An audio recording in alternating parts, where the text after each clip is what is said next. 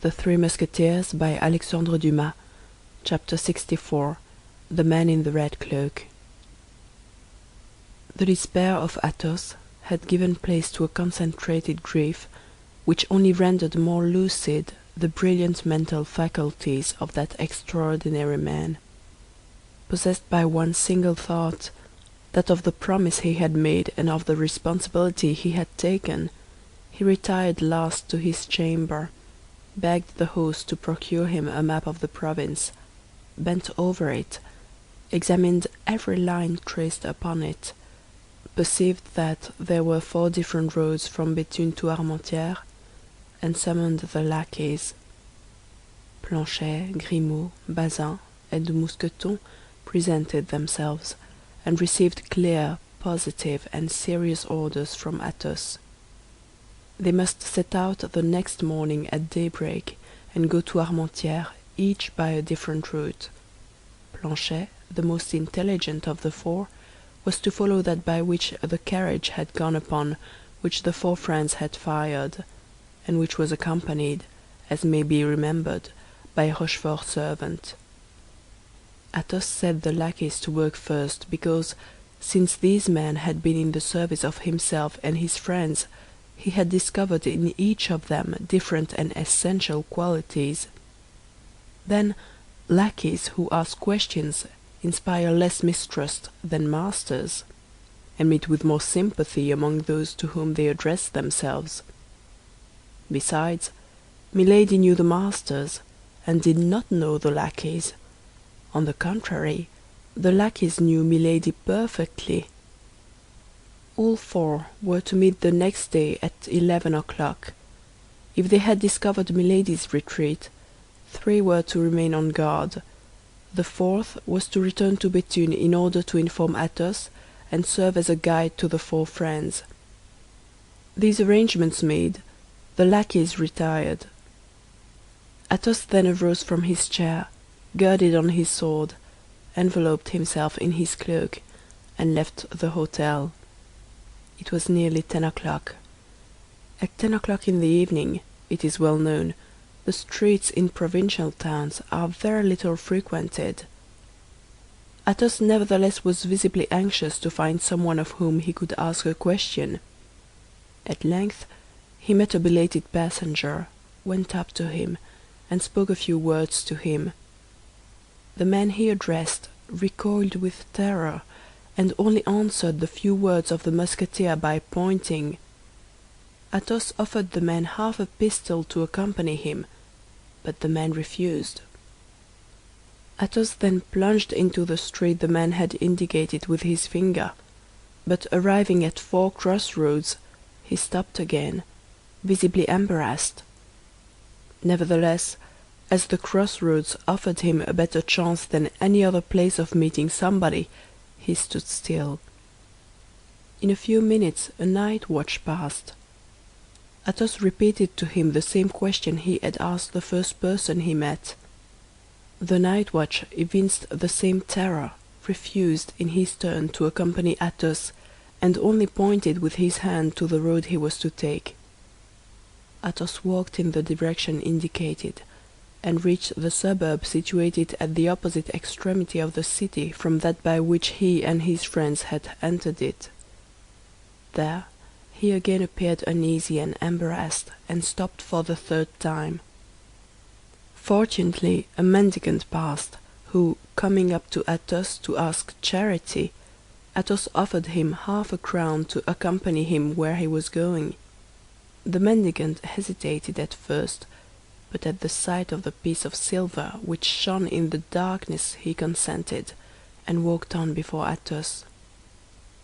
Arrived at the angle of a street, he pointed to a small house, isolated, solitary, and dismal.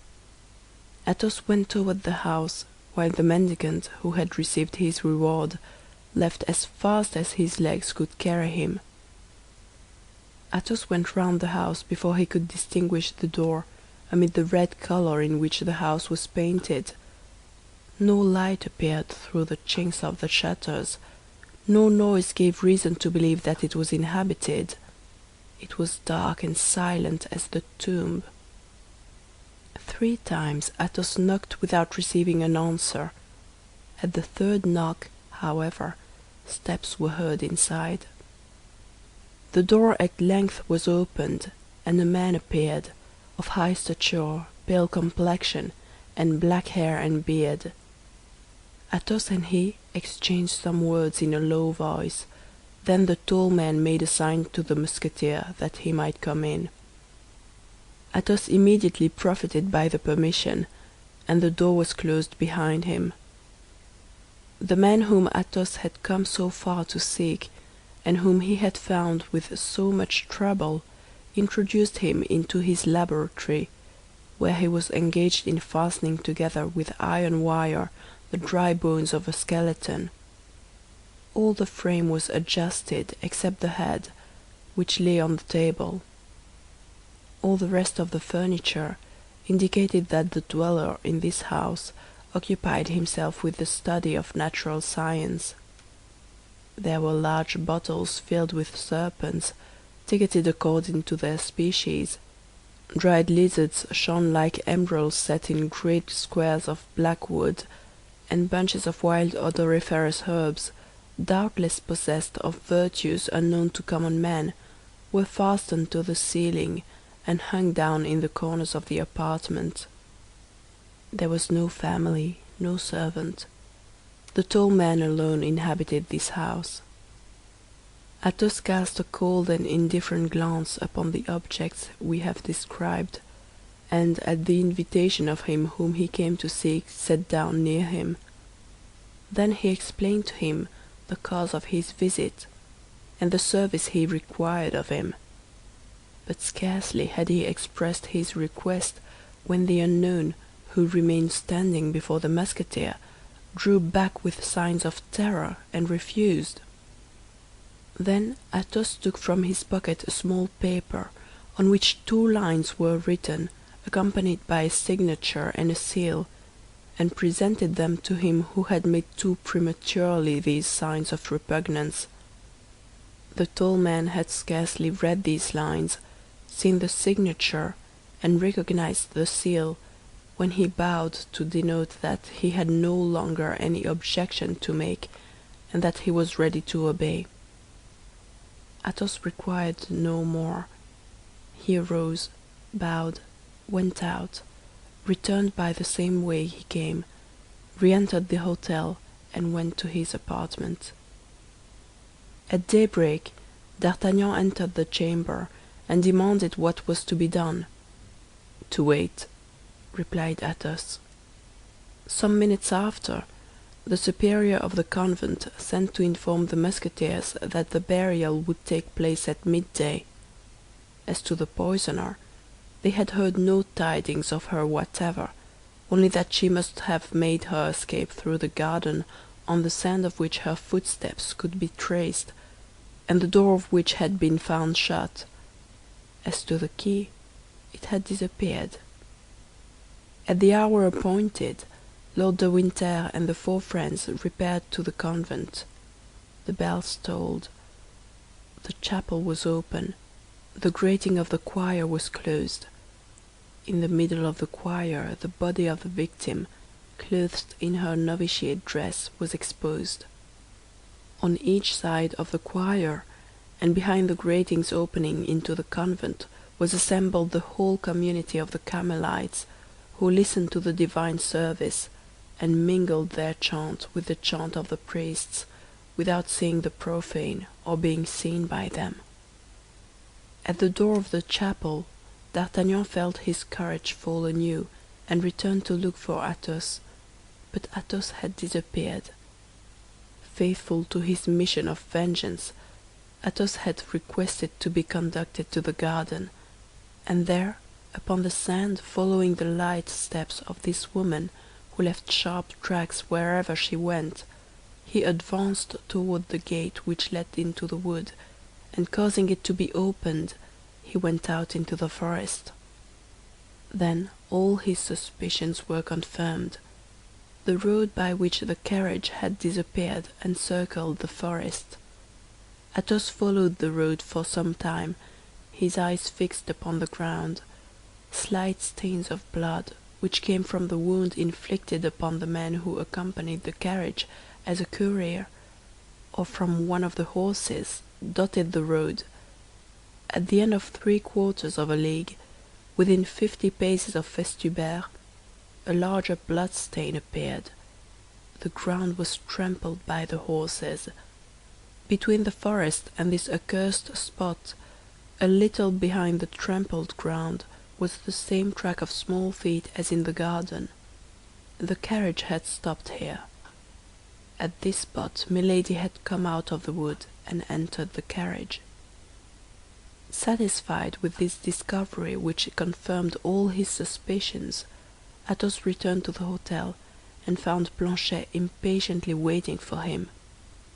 Everything was as Athos had foreseen. Planchet had followed the road. Like Athos, he had discovered the stains of blood. Like Athos, he had noted the spot where the horses had halted. But he had gone farther than Athos, for at the village of Festubert, while drinking at an inn, he had learned without needing to ask a question that the evening before, at 8:30, a wounded man who accompanied a lady travelling in a post-chaise had been obliged to stop, unable to go further. The accident was set down to the account of robbers who had stopped the chaise in the wood. The man remained in the village. The woman had had a relay of horses, and continued her journey. Planchet went in search of the postilion who had driven her, and found him. He had taken the lady as far as Fromelles, and from Fromelles she had set out for Armentières.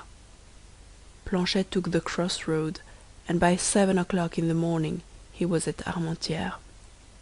There was but one tavern, the Post. Planchet went and presented himself as a lackey out of a place, who was in search of a situation. He had not chatted 10 minutes with the people of the tavern before he learned that a woman had come there alone about 11 o'clock the night before, had engaged a chamber, had sent for the master of the hotel, and told him she desired to remain some time in the neighborhood. Planchet had no need to learn more. He hastened to the rendezvous, found the lackeys at their posts, placed them as sentinels at all the outlets of the hotel, and came to find Athos, who had just received this information when his friends returned. All their countenances were melancholy and gloomy, even the mild countenance of Aramis. "What is to be done?" asked D'Artagnan. "To wait," replied Athos. Each retired to his own apartment. At 8 o'clock in the evening, Athos ordered the horses to be saddled, and Lord de Winter and his friends notified that they must prepare for the expedition. In an instant all 5 were ready. Each examined his arms and put them in order. Athos came down last, and found D'Artagnan already on horseback and growing impatient. "Patience!" cried Athos. "One of our party is still wanting." The 4 horsemen looked round them with astonishment, for they sought vainly in their minds to know who this other person could be. At this moment Planchet brought out Athos' horse. The Musketeer leaped lightly into the saddle. "Wait for me," cried he. "I will soon be back." And he set off at a gallop. In a quarter of an hour he returned, accompanied by a tall man, masked, and wrapped in a large red cloak. Lord de Winter and the 3 Musketeers looked at one another inquiringly. Neither could give the others any information, for all were ignorant who this man could be. Nevertheless, they felt convinced that all was as it should be, as it was done by the order of Athos. At 9 o'clock, guided by Planchet, the little cavalcade set out, taking the route the carriage had taken. It was a melancholy sight, that of these 6 men, travelling in silence, each plunged in his own thoughts, sad as despair, gloomy as chastisement. Chapter 64.